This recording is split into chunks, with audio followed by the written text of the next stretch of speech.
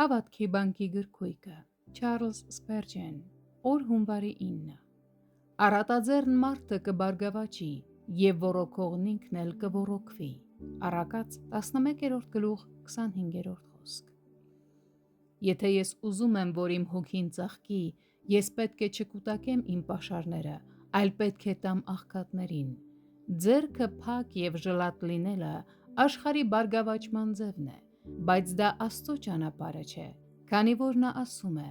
Կան մարդիկ, ովքեր տալիս են, բայց բարգավաճում են, և կան մարդիկ, ովքեր ավելի շատ են պահում, քան պետք է, և աղքատանում են։ Հավատքի ճանապարհը ձեռք բերելու համար տալն է։ Ես կարող եմ փորձել կրկին ու կրկին, և կարող եմ ակնկալել, որ ինձ կտրվի այնքան բարգավաճում, որքան ինձ համար բարի է, որպես բարեսիրտ պարգև իմ առատաձեռն գործողությունների համար։ Իհարկե չեմ կարող վստահ լինել, թե մեծ հարստության պիտի հասնեմ։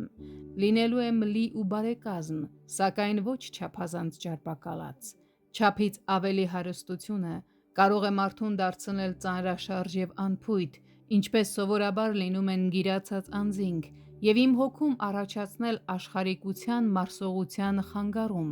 իսկ գուցեև սրտի ճարպակալման ապականություն։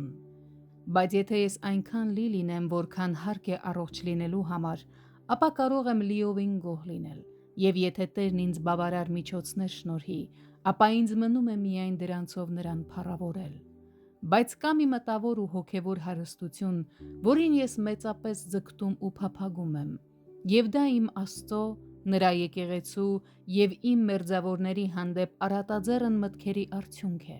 Թող ես չխնայեմ ու չսահմանափակեմ ինձ, որպեսզի սիրտս սովի չմատնվի, թող որ լինեմ առատ ու ողորմած, լայնախոհ ու շռայլ բարությամբ, քանզի այդպես պիտի նմանվեմ իմ Տիրոջը։ Նա ինքն իրեն ինձ համար տվեց։ Միթե ես պիտի ժլատ լինեմ ու խնայեմ որևէ բան, որ Նրան է պատկանում։